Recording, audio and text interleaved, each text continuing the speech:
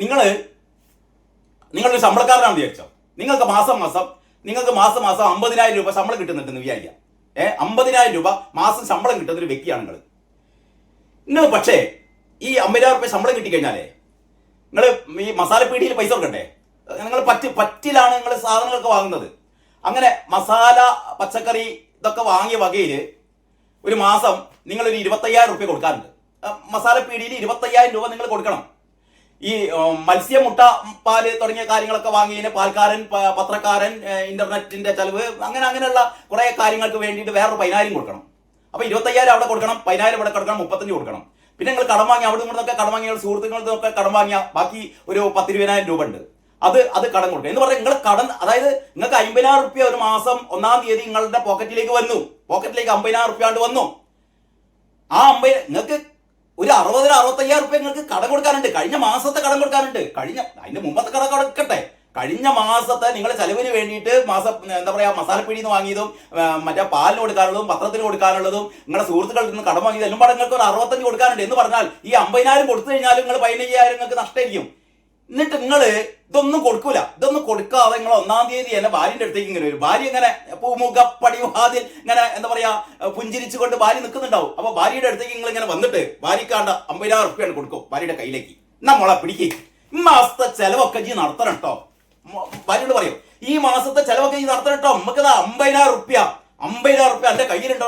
ഭാര്യക്ക് ഭയങ്കര ഹാപ്പിയായി. 50,000 രൂപ അല്ലേ, 50,000 രൂപ പിടിച്ചു വരുമ്പോഴാണ് ഭാര്യ അങ്ങോട്ട് തിരിഞ്ഞപ്പോഴത്തേക്കാണ് മസാലപ്പിടിക്കാരൻ വരുന്നത്. അല്ല, നമുക്ക് കഴിഞ്ഞ മാസത്തെ ഒരു 35 തരാനുണ്ടല്ലോ. പത്രക്കാരൻ വരും. അല്ല, പൈസ വന്നില്ലല്ലോ. പാലിന്റെ ആൾക്കാർ വരും, മത്സ്യത്തിന്റെ ആൾക്കാർ വരും, കടം വാങ്ങിയ മറ്റേ ആൾക്കാർ വരും. ഭാര്യ എന്താ ചെയ്യാ? ഉടനെ അടുക്കളയിലേക്ക് ഓടില്ലേ, ചെരവെടുക്കൂലേ. ചെരവെടുത്തിട്ട് ഇയാളെ തലമണ്ടടിച്ച് ഓടിക്കൂലേ. അല്ലേ, 50,000 രൂപ കൈ കൊണ്ടു തന്നിട്ട് ഇതുകൊണ്ട് സക്കൂട്ടാക്കിക്കാളി എന്ന് പറയുമ്പോ ഇമ്മാതിരി തെണ്ടിത്തരല്ലേ ഈ ബാലഗോപാലൻ ചെയ്തത്. നാടുനീളെ കടം വരുത്തി വെച്ചിട്ട് എത്ര 50,000 കോടി അല്ലെ, 50,000 കോടി ഉറുപ്പ്യ കൊടുക്കാണ്ട്. 50,000 കോടി ഉറുപ്പ്യ, അതിനെക്കാട് വലിയ പൈസ, പഴയ പൈസ ഉണ്ട്. അതല്ല, ഏറ്റവും പുതിയ 50,000 കോടി കൊടുക്കാനുണ്ട്. ഇതൊന്നും കൊടുക്കാതെ മൂപ്പര് 6,000 കോടി കടം വാങ്ങി, അതും കടം വാങ്ങിയ പൈസ 6,000 കോടി ഗജരാവിൽ വെച്ചിട്ട് മൂപ്പര് എന്നിട്ട് വലിയ ഉളുപ്പില്ലാതെ പറയാമല്ലോ. എന്താ പ്രശ്നം? 6,000 കോടി അവിടെ കിടക്കണില്ലേ?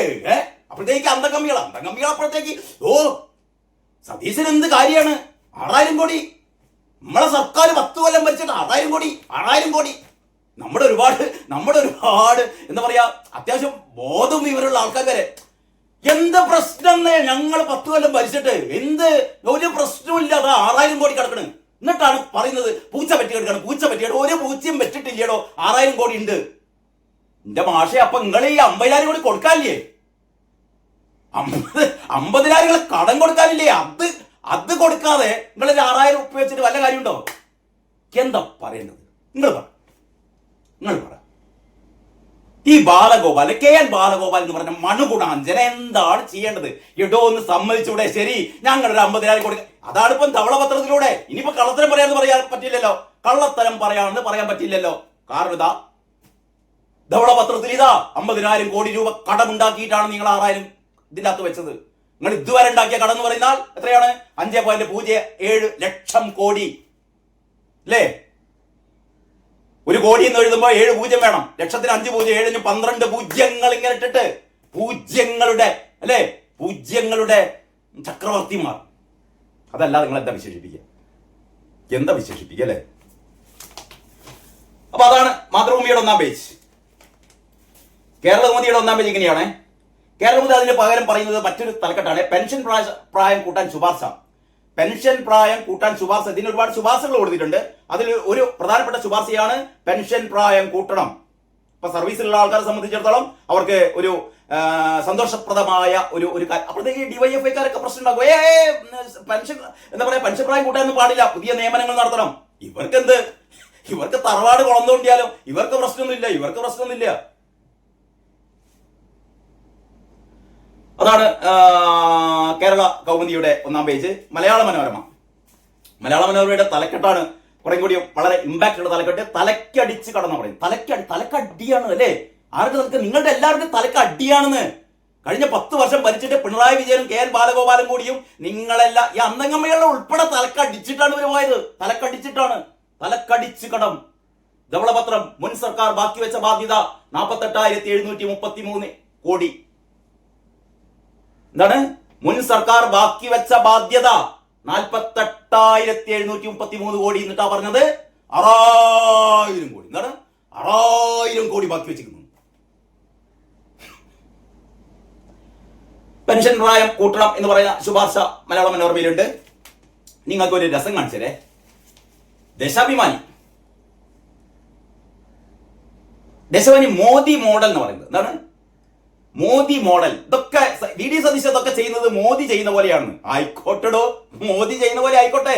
മോദി മൂന്ന് തവണയായി അല്ലെ 3 തവണയായി രാജ്യം ഭരിക്കുന്നു. രാജ്യം പുരോഗതിയിൽ നിന്ന് പുരോഗതിയിലേക്ക് പോവുകയാണ്. സാമ്പത്തിക സുസ്ഥിരത കൈവരിക്കുകയാണ്. ലോകരാഷ്ട്രങ്ങൾക്കിടയിൽ ഇന്ത്യയുടെ സ്ഥാനം മുകളിലേക്ക് പോയിക്കൊണ്ടിരിക്കുകയാണ് അല്ലെ. മോദി മോഡൽ നല്ലതാണ്. മോദി മോഡൽ അത്ര എനിക്ക് പറയാനുള്ളൂ കേട്ടോ. ഇത് എന്തോ ഒരു അപകടം. മോദി മോഡൽ എന്ന് പറഞ്ഞ അപകടം എന്നാ അവർ പറഞ്ഞു. മോദി മോഡൽ എന്ന് പറഞ്ഞ അപകടം. മോദി എന്ത് ചെയ്താലും, മോദി ഇങ്ങക്ക് ഇനി തേനും പാൽ ഒഴിക്കാലും അത് വേണ്ട. മോദി അപകടകാരി അല്ലേ. മോദി മോഡൽ എന്നാണ് ആക്ഷേപിക്കുന്നത്. കാരണം ഈ ധവളപത്രത്തിലെ കേന്ദ്ര സർക്കാരിന് കുറ്റം പറഞ്ഞു. അതാണ് ഇപ്പൊ ഇവർ കണ്ടെത്തിയൊരു കാര്യം.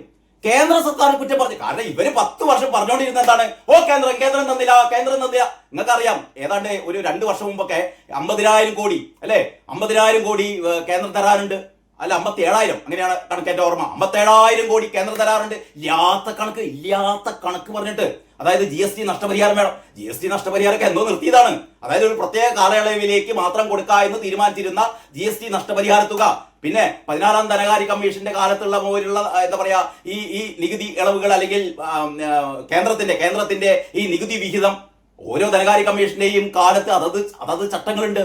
അപ്പൊ എന്താ പറയാ കള്ളക്കണക്ക് പറഞ്ഞിട്ട് 57,000 കോടി കിട്ടാനുണ്ട് എന്ന് പറഞ്ഞപ്പോൾ നിർമ്മലാ സീതാരാമൻ ഇവിടെ വന്ന് പറഞ്ഞ് ഈ കണക്കുകളൊക്കെ പൊട്ടിച്ചത്. അവസാനം വരെ സുപ്രീം കോടതിയിൽ കേസ് കൊടുത്തല്ലോ. അന്ന് 57,000 കണക്ക് അവിടെ പറഞ്ഞില്ലല്ലോ.